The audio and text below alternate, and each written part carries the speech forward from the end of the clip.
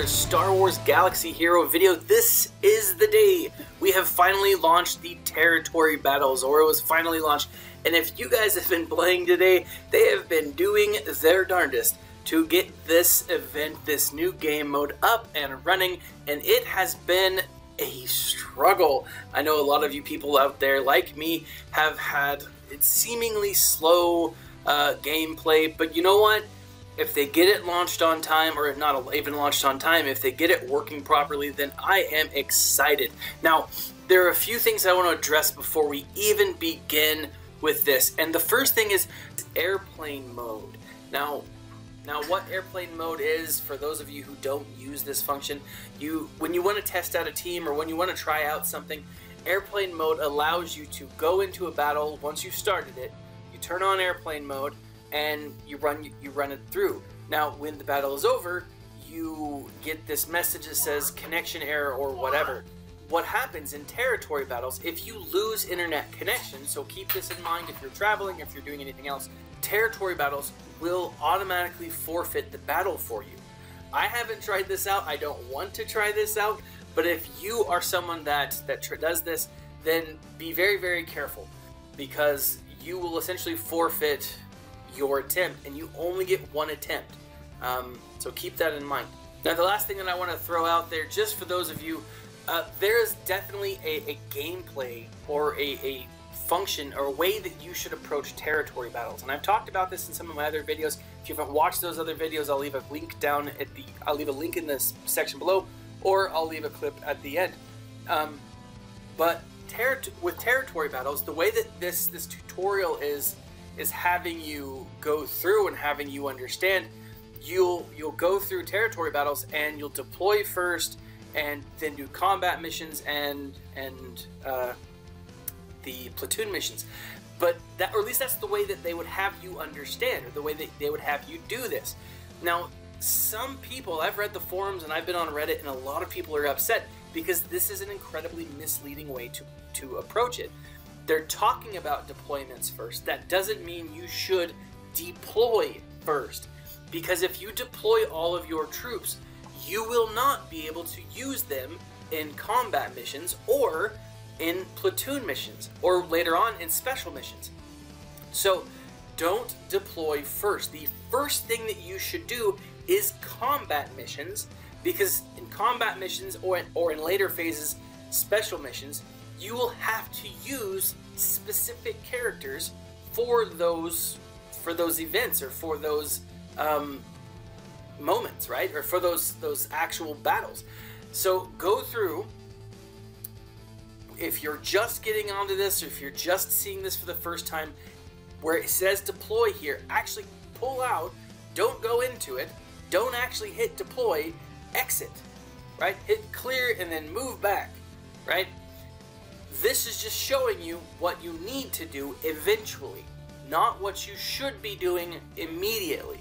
That's very important, right? So exit out of this by hitting this back arrow in the top left corner, or hitting the shield. It'll bring you back to this page. Go into the battles as combat battles is the first thing that you should be doing. Now, one of the cool things of the territory battles is this stats page. It will show you who's contributing to what and how much in your guild. It's kind of a cool thing if your guild likes to smack talk. I enjoy it. So, but really, the rest of this stuff is stuff we've talked about and stuff we've seen. So I'm going to go ahead and start my first combat mission, and I'm going to put it on I'm going to fast forward through most of it, simply because this is a very straightforward battle. So now I'm using the Jedi. I'm using my Jedi in this because I wasn't really sure when I tried out this first battle how effective or you know, how strong I needed a team to be. My concern was that if I used my most powerful team, then I wouldn't be able to have them later on. Now, my most powerful team's a mix of the Empire team, but my Jedi are pretty strong. I have a Zeta Qui-Gon Jinn, and he is gear 11. I have Luminara at gear 11. She's not Zeta because I don't believe in Zeta-ing her. If ever I get too many Zeta materials and have nothing to do with it, then maybe I might Zeta her. My Mace Windu is at gear 10, and you know, they all have pretty decent mods. My old Ben, he's at gear 9. He's got some decent mods, but he's not great. I don't have him maxed down. I definitely don't have him Zetaed. And Barriss Offie, and while I love Barriss, I still am she's one of those that I want to Zeta. She just keeps getting pushed down the list. I was surprised at how well my Jedi actually did in this round. I was able to, you know, just kind of cruise through phases 1 through 4 of this. Phase 5 here is where I struggled a little bit, but not a ton, and it wasn't terrible. But I really, this is where I worried that I wasn't gonna actually, that I was actually gonna lose characters here. You know, as you see, my tunes are starting to, their protection is starting to drop, but not by a ton. Maybe if I'd used my more potent team, then I would have been more effective here, and I think that I definitely would have been. Now, again, I wasn't sure what to expect this morning, and when I played it, and when I made this recording originally, I was still kind of groggy from a lack of sleep. I hadn't had my Lemonade Rockstar recovery as I normally do in the morning. I love those things. They are delightful. And if anyone wants to send a case my way, I would be happy. I have a coworker that told me he made a starter pack picture for me, and one of the things that's on that starter pack is those Lemonade Rockstars. I love them. So good. Anyways, but yeah, here in Phase 6, I also struggled quite a bit. It took me a lot longer than I thought it would. And again, that's probably because I only have a couple of characters really high. The rest of my tunes haven't been or aren't super well built at this point. So now, one thing I want to point out is this tune over here in the top left, the Snow Trooper Op, I think his name was, the one with the little skull and the lock above his head. Now, that skull and lock is indicating that he is an elite character. Now, he is one that you are going to want to take out first, and I probably should have said that earlier on because there's one in each phase, I believe. But you're going to want to take him out first as often as you can. Take him out first. He's going to be, oh, let's face it, a giant booger. And I know that's silly, but I've got kids, and so, you know, booger is probably like the harshest word I can use. But he is, yeah, he's a turd.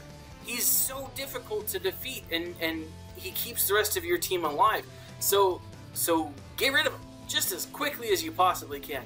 I've read a few excerpts from again, the forums or from Reddit that just people have talked about some of the most random, difficult teams coming in. I saw one post about a guy who said that, yeah, it was just, he got 3 of the droid, the floating droids, you know. When I think of those floating droids, I think of Joe Swanson from Family Guy. In the Star Wars episode, yeah. Whoa, whoa, whoa, whoa, whoa, whoa, whoa, whoa, whoa. Anyways, rambling at this point, but yeah, just take them out as quickly as possible. Towards the end, I put it on auto.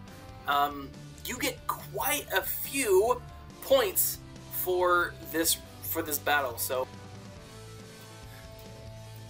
now, one of the things that was shocking to me was platoon battles. I was under the impression that platoon battles would actually be battles. I guess I misunderstood, and so it was kind of a shock to me when I first opened up and I looked at this. And you'll notice that there's 6 different platoon battles, and all 6 of the platoon battles are full because their character slots have been put in, right? So other people in my guild have put in these characters. They've used their characters for the platoon battles. So by the time I got there, I was unable to actually, you know, use any of my extra tunes, which, you know, works out in the final video, or the final, which works out in deployment. I'll still get to use those tunes eventually, but as you can see here, I'm not able to use any of my tunes for the platoon battles because they're all full. I was kind of hoping that what we could do is, you know, you would take a platoon and, you know, advance on the ion cannon. I thought that would be pretty sweet. Obviously, it's not the case. You just set your your tunes in and you set your characters line, you set the lineup as much as you can. And if you can max out all of those characters or all of those platoons as a guild, not as an individual, but as a guild, you will then be able to unlock the ion cannon for future rounds. Now, I think there's a different ability for each phase, but there's still something cool each time. Now, again, the last thing that you're gonna want to do is if you've gone through and you've completed both of your combat missions or special missions, depending on the phase, and you are going in and, you know, doing your stuff, the last thing that you want to do is use your deployment and deploy the rest of your tunes. Now, the last thing I want to talk about is the new packs and bundles that are in the store. Normally, I wouldn't go through and purchase something like this, but the Prepare for Battle bundle, the Territory Battle plus Hoth, has some really great stuff that I need for later on. Now, you'll see 55 shards for Hoth Rebel Scout and Hoth Rebel Soldier. Now, I don't need the shards for Hoth Rebel Scout, but I do need them for Hoth Rebel Soldier. And since one of the things that has changed since the beta was launched, or since the Game Changers talked about the beta, and that's what I reported on originally, is that you will need a 7-star Hoth Rebel Soldier to be able to unlock Leia Organa, the new Leia Rebel Soldier. You will need a 7-star Hoth Rebel Soldier to unlock Leia. Now, since Hoth Rebel Soldier is in the more difficult places to farm, getting him to 7 stars is going to be very difficult. So being able to unlock him completely is going to be not something that I look forward to farming, and any little benefit is going to help. Now, the other thing that really I like about this is it comes with 6 ability mats. Now, I am really close to being able to Zeta Commander Luke, and one of the things that I need are obviously more Omegas. Now, the final thing, and I think this is the thing that really cinches this and makes the pack worthwhile, is it comes with quite a few things that are completed pieces, which is great.